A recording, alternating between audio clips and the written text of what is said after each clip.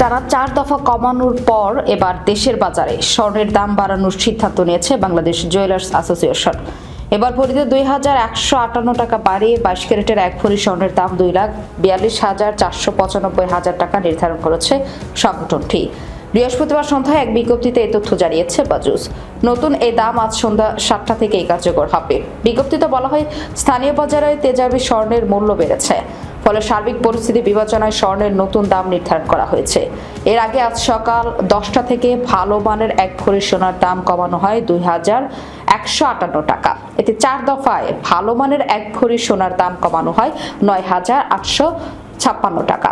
টানা দাম কমানোর পর এখন সোনার দাম বাড়ানো হলো। বেঁধে দেওয়া দাম অনুযায়ী 21 ক্যারেটের প্রতি ভরি সোনার দাম 2,31,939 টাকা, 18 ক্যারেটের প্রতি ভরি 1,98,405 টাকা এবং সনাতন পদ্ধতির প্রতি ভরি সোনার দাম 1,61,605 টাকা।